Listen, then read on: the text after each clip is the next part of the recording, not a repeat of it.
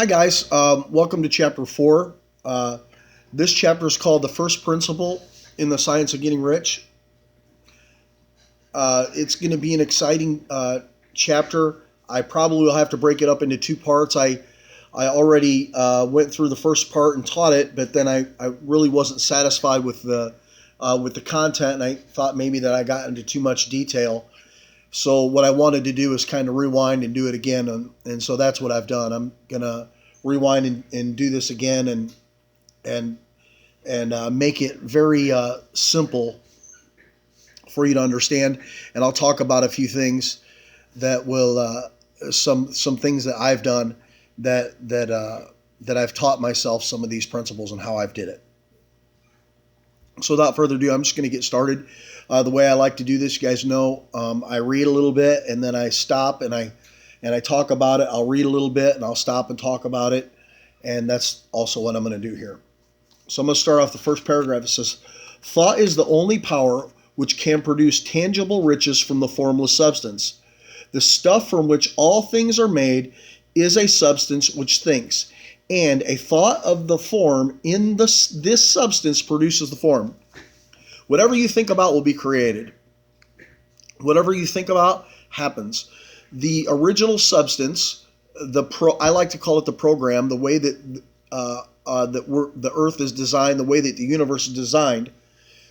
This substance thinks and is always impelled towards more life. It wants to do more. It wants to do all kinds of things. But this thinking stuff, this program is always doing what it's intended to do. It always does. The tree, the natural processes of how a tree grows, and it takes in CO2 and produces oxygen. It falls to the ground eventually when it gets super old, or a vine pulls it down. It turns into dirt. The dirt turns into dust. It raises. It turns rain. The whole life cycle is a program, and it's programmed to do what it's doing. All you have to do is look around you and see that the program is doing what it's designed to do. And it's designed to react to you. Original substance moves according to its thoughts. It's doing what it's programmed to do. It thinks for itself. It's doing what it's programmed to do. Every form and process you see in nature is a visible expression of the original substance. It's doing what it's supposed to do. Now I'm going to blast through this because I've done it one time before, and I got into just really depth detail, and instead of just giving you guys the meat and the bones for you to just accept it and move with it. And that's what I really want, is just to give you the meat, and so that you can just move and move on with it. Thinking stuff moves according to its thought. It took form of the systems, planets, and maintains that form. It's doing what it's supposed to do. Okay? It's designed. The planets are holding themselves in perfect rotation. The way the Earth moves around the sun is in perfect rotation. The distance we are from the sun is the perfect place. The way the moon holds the Earth in balance is done perfectly. It's part of the program, and this program is done what it's going to do. The original substance, the atoms, the electrons, the sun is made out of those things. The moon is made out of those things. Your shoe is made out of the same thing. And all of those things, and the experiments that they've done with this, and with these particle accelerators, they found out that these things move according to your thoughts. They are reactionary to your thoughts. Whether you like it or not, that's just a scientific fact now. They react to your thoughts. It says, every thought of form held in the thinking substance causes the creation of the form, but always, or at least generally, along the lines of growth and action already established. It's pretty simple. It says, the thought of a house of a certain construction, if it were impressed on the formless substance, might not cause the instant formation of the house, but it would cause the turning of creative energies already working in trade and commerce in such channels as to result in the speedy building of the house. Just because you think of the house doesn't mean that you're going to wake up in the morning and poof, there's going to be a house in your front yard. No. But when you begin to think on that house and you begin to think about that house and you go through the details of that house, slowly but surely, your business and the affairs of your life will lead you in a way to get to that house. That's the way the program works. It works that way. It's not going to come poof. It's not magic, right? They had that thing with The Secret. No, you're not rubbing Aladdin's lamp. That's not the way it works. But what happens is when you begin to think on it and you begin to meditate on it, and I tell people when you emote it or if you get emotionally charged about it, it begins to start the creative energies around you to bring it to pass, especially when you act. You just can't sit there and think about something. I want to think about getting 5 recruits. I'm going to think about it without acting and going out there and saying, okay, I'm going to shake 100 people's hands a day. Do you see? How can you meet more people? Well, maybe I'll meet more people if I go out and I intentionally try and shake 100 people's hand today. Do you see? That the thought of doing that will bring that to pass. It's not magic. It's a program. And when you learn to, if you have a computer here, I can touch the keys and I can type something in the computer, or I can hit it with a hammer. Both situations will get a result. If I hit the keyboard with a hammer, it's not going to work too well. But if I learn how to use the keyboard and I type in that, guess what? I can send docs, I can receive docs, I can write emails, I can communicate, I can do so much with the keyboard, but not with a hammer. You see, learning to use that keyboard, learning to type will produce good results. Learning to work with the substance will produce good results. You have to learn to work with it, not against it. You can't work against it. Why would you do that? Work with the law. Work with the program. Don't work against the program because it doesn't work. Work with it. Life is easier. I tell everybody this. Doug Allen taught me a long time ago. He says, Mark, it's easier to attract people than it is to go out and find them. It is. No thought can No thought or form can be impressed upon the original substance without the causing the creation of the form. Sorry, I'm getting a little slipped up because I've been sucking on halls all day. Whatever you think about is going to happen in some way, shape, or form. Listen, the universe works that way. The program, the substance, works that way. If you want to think about negative stuff, you'll have, I call it the mirror effect. And I think I talk about it later on here, but it really is the mirror effect. It's the seed and mirror effect. And the seed and mirror effect is this. Whatever you plant, if I plant a pumpkin seed, I'm not going to get watermelon. It's not going to happen. But what I will get, right? I'll get a pumpkin with a bunch of seeds. If you want to sow negative into your life, continually think about negative. And guess what? You're going to receive negative and you're going to receive an abundance of it back. If you want to think positive thoughts, if you put out positive thoughts out there to the universe, out there to the substance, out there to the program, if you take them positive thoughts, you plant those positive thoughts out there in the substance, you put them out there, guess what? You're going to receive positive things. Just like the pumpkin, you're going to get hundreds of seeds back. It takes one, but you have to plant one seed. You have to plant. You can think, but you have to plant. You actually plant. You receive by working. People think that you receive by working. We're going to get into this in another chapter, but you receive by working. It says this, man is a thinking center. He can originate thought. All the forms that man fashions with his hands must first exist in his thought. He cannot shape a thing until he has first thought that thing. I got a pair of wire cutters on my desk. Somebody thought of these. Somebody thought about the spring mechanisms. Somebody thought about the way that they're going to work. Somebody thought of that, and then they took the natural things of the universe. They took plastic and they took metal and they formed the things, and they created this thing that was originally thought in their head. But they used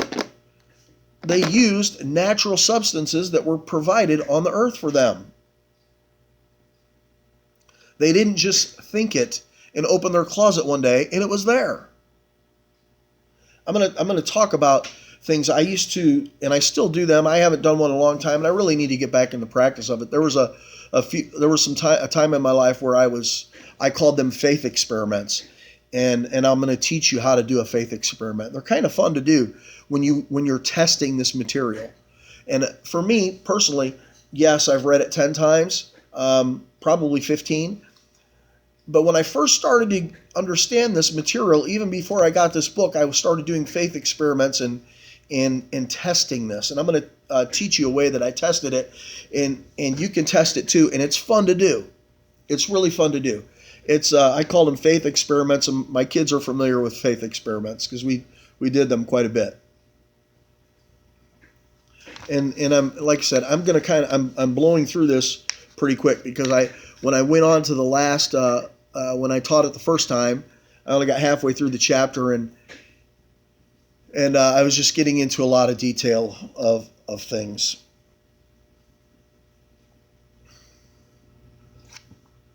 So and I'm just skipping through quite a bit here because I just really want to get to the meat in the meat and the marrow of this so that you understand it. There's a guy named Dr. Shad Hemstetler, and he wrote a book. I think it was called What You Say When You Talk to Yourself.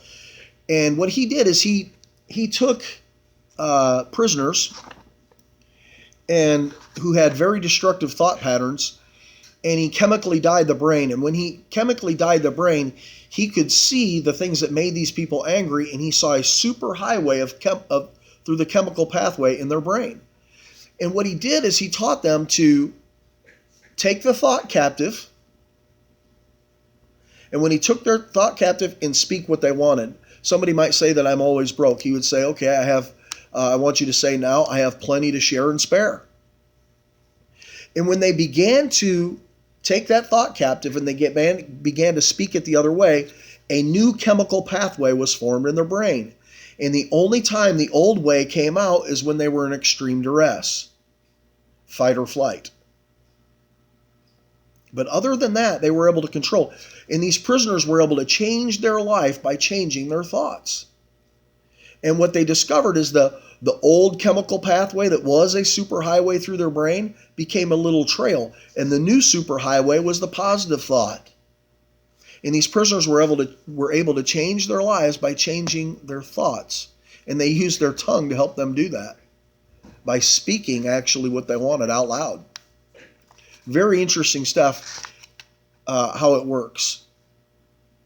So these guys were able to change their life. It says, man, or he has so far made little or no effort to cooperate with the formless intelligence or to work with the Father. He has not dreamed that he can do so. It says, man reshapes and modifies existing forms by manual labor. He has given no attention to the question whether he may not produce things from the formless substance by communicating his thoughts to it. We propose to prove that he may do so, to prove that any man or woman may do so, and to show them how. Our first step, we must lay down 3 fundamental propositions. There's 3 fundamental propositions for this. The first is this. We assert that there is an original formless stuff or substance, or I like to call it a program, from which all things are made. Everything is made of this program. Everything is made of atoms. And the atoms are surrounded by electrons. And everything in the universe, the moon is made out of these things, the sun is made out of these things, the stars, everything is made out of these atoms and these electrons. I like to call atoms and electrons differently. Electrons are spinning around the atom. And these electrons, by the way, they think. There's so many experiments to prove this out. I could go on and on and on about the experiments, of how the experiments react to thought, and I could just go, oh, there's just so much there. I could really literally stop right now and talk for hours about different experiments that I've looked at and things that I've done. So, and I'm going to put this out. I'm going to teach you about a faith experiment that I did that I would like you to try. And it works amazing for me. And so what I did is I thought, when you're conducting a faith experiment, when you're playing with this, and I tell everybody, you should play with it. You really should. If you get a new phone, right? What do you do with your new phone? You play with it. You experiment with it. You put all your icons in the right place. You download all the things on Google Play that you want. Maybe a game. I don't have any games on my phone, but you put that, you play with it. And it's the same thing. I want you to play with this material. I want you to experiment with it. And I'm going to teach you how to experiment with it, and it's really fun. One of the very first experiments that I did with this was this. I really enjoy Coca-Cola. Now I enjoy Diet Coca-Cola. But when I first did this, the first time, I really, really, really enjoyed Coca-Cola. And I really enjoyed McDonald's Coca-Cola. But the thing that I really liked the most was a can of Coke, an ice-cold can of Coke, dripping and sweating down the sides. I really enjoyed that poured on ice. And when I drink a Coke, or now I do a Diet Coke, I'll get a glass of ice and I'll pour some of that can on there and I'll circle it, and then I'll drink that and I'll drink that, and then I'll pour a little bit more Coke on the ice. And I really, really enjoy it that way. So what I said to myself is, I'm going to think of a Coke. Now, it works the same way with a Coke or $10,000. But you have to work according to your faith. And so what I like to teach people is this, is that I want you to think about this. The Coke for me was about a 2 or a 3. I could imagine somebody bringing me or giving me a Coca-Cola. I could do that. And so if I want you to think of 1 being the easiest thing that you can imagine, or something very simple. Maybe it might be getting a hug from your wife or your spouse, or maybe it's buying a new pair of shoes, whatever that might be. That's a 1, something very simple. And then there's a 10, something which is like impossible, right? And I want you to work your way up to a 7. And when you can work your way up to a 7, because what happens is that things will manifest themselves and they come quicker. And some things come slower. And you can lose your concentration when you get to anything around a 7 or above. By the time it gets to you've lost concentration. Or you've just lost concentration. That's all. And sometimes all you have to do is think about something once, and then you forget about it and it comes. It's just the way it works. It's a very strange thing, but it's fun to play with. So I imagine this sweating, dripping Coca-Cola and somebody giving it to me and a glass of ice. And so for twice a day, I thought about this thing. I just would take like 30 seconds and I would just sit there and I would think about that Coca-Cola. I'd close my eyes, and I'm thinking about it now because I know I'm going to get one now. It's so strange. But I thought about that. And I got it, and I tasted it, and I felt it, and I felt my mouth watering. You emoted that. I emotionalized that, and I thought about that. You know what? And I didn't go out and buy one. I said, somebody's going to bring it to me. It has to happen. About 3 days later, we were at a party at somebody's house. And I'm like, okay. So we were just chatting away. And somebody walked up to me. They reached down in a cooler. And they gave me this ice cold can of Coke. I wasn't expecting it at all. It just happened. They gave me this ice cold can of Coke. And then they brought me a glass of ice. Isn't that fun? A little, like a solo cup of ice. It happened. And I was like, whoa, this is freaky stuff. And, and I've done several experiments like that over the years.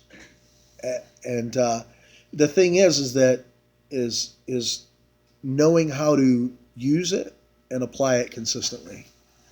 And let's just say that I haven't applied it consistently, but I can tell you that the reason that I got this job that I particularly have right now is because of this. I wanted something that was going to provide me a decent amount of money, but also plenty of time to build my business and the opportunity to work. So I'm at work right now, and it's I think we got the clock behind me there. It is let me see that. Where's it at? There it is. Okay, it's 3:30 in the morning. So I'm able to work and do this thing at 3:30 in the morning. There's just not a lot going on. But I work 10 days on, and I have 10 days off. And then I get 10 days of paid vacation every year. So technically, I only work 5 months a year. But this is exactly what I wanted. You see, now I don't want any job at all. I want the money, but I don't want the job at all. But see, this is what I wanted. I needed something with benefits. I got exactly what I intended to get. And I used these principles to bring it to pass. It does work, and it will work for you. But I tell everybody, conduct these experiments. Have a little fun with it. It's fun to do. And when you've manifested your first thing, I'm telling you, you're going to be like, what? This is freaky. I've had people do it with pens and all kinds of things, but you can use it and apply it to circumstance in your life. I can imagine myself recruiting 2 new people. And I'm going to imagine that. And then I'm going to put action to that. I'm telling you that if you'll apply these principles, they will work. I'm going to talk, by the time we get done to the end of this book, you guys are going to understand this and be rocking with this, and you're going to be very, very wealthy. And I am too, right along with you. So I'm going to get into this principle just a little bit more. It says, man is a thinking center capable of original thought. If a man can communicate his thought to the original substance, he can cause the thing he thinks about to be created. So, and then it gets into a sentence that it wants you to memorize, and we're gonna memorize that. I want you to memorize that. It says, there is a thinking stuff from which all things are made, and there is a thinking stuff which all things are made, and which in its original state permeates and penetrates and fills the interspaces of the universe. A thought in this substance produces the thing that is imaged by the thought. Man can form things in his thought, and by impressing his thought upon the formless substance, can cause the thing he thinks about to be created. It says, a man's way of doing things is a direct result of the way he thinks about things. To do things in a way you want to do them, you will have to acquire the ability to think in the way you want to think. This is the first step towards getting rich. It's to do things the way you want to do them and to think the way you want to think. That is the first premise that we're going through here. The second one is this: to think what you want. To think is to think truth regardless of appearance. Listen to that. To think what you want, to think is to think truth regardless of appearance. That's tough to swallow. What is it that you want? I see a giant pothole in my front in the road right in front of my house. That's what that's the physical manifestation that I see. I want that pothole filled. So instead of seeing that pothole every day, I'm going to imagine that pothole being filled. That's what I want. I want the pothole filled. And I can think about it, the pothole being filled.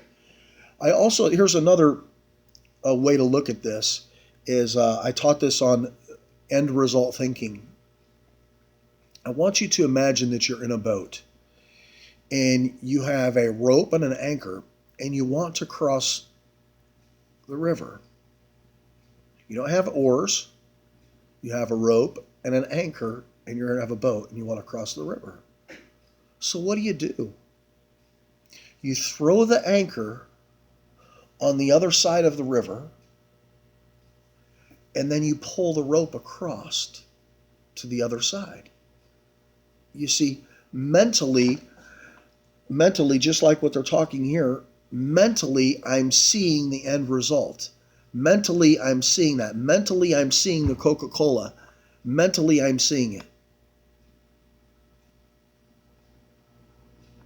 And then for you in business, mentally I see myself recruiting 3 new people or 2 new people, or maybe it's 1 new person for you. Maybe your 3 on your faith list is a 1. So I see myself sponsoring 1 person. And then I take my daily activities and I pull the rope daily. I'm just daily pulling the rope, thinking, okay, I'm going to get there eventually, but I'm daily pulling the rope. And I'm bringing myself to that. And what's interesting is that when you start doing that, it actually comes towards you. So it happens twice as fast. Right? You can sit there and think and think and think. And just like that Coke, it was brought to me. But you know what? If I acted and went out there, started looking for that Coke, it probably would have found me a lot faster. Do you understand? I really hope that you get that. I could have went out and searched for a cooler of Coke or been looking for it. But instead of that, it was brought to me. I could have got it faster by looking for it. And you're going to find out when you do these experiments that you'll notice things. If you, for instance, it was like when I was thinking about this Coke, it was like everywhere I turned, everywhere I looked, there was Coca-Cola signs, or I'd see a Coca-Cola something, or I'd see a sticker on a window or something. I was just like seeing Coca-Cola all over. Why? Because I was thinking about that and the universe is bringing it to me. And we can apply this to anything in your life. You can apply this. And the reason that I'm teaching this is because I want everybody to be successful. I want you to apply these principles to your life and towards your Zogena business, that you would be successful. If you'll apply them, they will work every time, just like gravity. It works every single time. It says this: every man has a natural and inherent power to think what he wants to think, but it requires far more effort to do so than it does to think thoughts that are suggested by appearances. You can see the pothole in the road. You can see that. It's there. That is the appearance. But you don't want to see that. You want that pothole fixed. So you imagine the road being fixed. Let me tell you an experience I had with Sully and I when we sold our house. We moved out of our house. Sully and I wanted to move back to Valpo. We were in a different neighborhood over by Portage, and we said, you know what, we wanted a 2 bedroom house, and I wanted to use 1 bedroom, or a 2 bedroom apartment, and I wanted to use 1 bedroom for my office, and 1 bedroom for us to live in, and I wanted it such and such square footage, and I wanted a nice one. I didn't want a cheap one, but the thing is that I didn't want to pay too much in rent. I really didn't. I wanted to have something less than $800. You know, we got exactly what we wanted. We got exactly what we wanted. I don't know if even the job that I have, I got exactly what I wanted. And the same kind of thing can happen for you, and it will happen for you in your business. Now, the thing is that knowing these things and applying them. And that's where we get into, later on, it's nice to know these principles. And most books will teach you all about these principles. They'll teach you all about them, and you'll understand them. But they won't give you the practical application of them. And that's why I'm teaching this. Because I want to teach you how to practically apply this to your life. And to work with the program. So people have asked me many times, and I think I talked about this before, and I'm going to say it again, that the program is not God. God created the program. I like to say it like this. We are creators, but we are not the creator. The creator has given us this environment to create in. He's given us this environment. So the second principle is that. The first one was you can form things in your thoughts. The next one is to think truth, regardless of appearance, is that, this actually, the reason that I use that pothole story is because I had that happen in my life. My wife and I, we live in Valparaiso over by the Dollar General tree, I guess on the south side of Valpo by the university. And there's a road right there that, right by Firestone Tires and over, on Wood Street. And that road was just bumpy and nasty and flooded, and it was just bad. And so we began to say, you know what, I'm not seeing this bumpy road. We started complaining about it, and then it just got worse. But said, man, thank you, God, thank you that they're going to pave this road, and it's going to be so nice. Thank you that they're going to pave this road, and it's going to be so nice. It's important the way that I'm saying that. And I didn't begin to think about it a lot. I just was like, thank you that they're going to fix this, because it's been like this for years. Thank you that they're going to fix this. Did you know what they did? About a month from us doing that, they came and redid all the sidewalks around it, and then they took all of that pavement up, and they repaved the whole thing. And it happened. And it happens that way, and we can apply this any way. But what did we do? We saw the end result no matter what the appearance was. I see my business growing no matter what the appearance is. It might appear, the physical part of my business might not appear to be growing, but I'm choosing to think of seeing it grow. I'm choosing that. It's a choice. All right, I'm a little over 30 minutes now, so I'm going to stop. But we're halfway through chapter 4, and I'm really excited to finish up this chapter. So God bless you guys. Have a great night. And always, if you guys ever need any help, don't ever hesitate to call myself. My phone number is 219-510-4820. And if you can't get a hold of me, get a hold of my wife. Soli is awesome. She'll be glad to help you, and I will be glad to help you. And if you want to discuss these things, sure, we could talk about them. I'm way open to questions, and I love to teach, and I would love to teach these principles to you and help you use them to be successful with your life the way that I'm being successful. So, and Soli's phone number is 219-841-2547. 219-841-2547. And if I don't have your number, chances that are that I don't pick up. I have salespeople call me 24/7 wanting me to sell or contribute or give money to this thing or give money to that thing, because we're pretty generous people. So we always have people wanting, but if you'll leave a message, I'll get the message and I will return your call 100% of the time. The same thing for my wife. We will return your call 100% of the time. It might not be right away, but we will return your call 100% of the time. Okay? God bless you guys. Have a great night.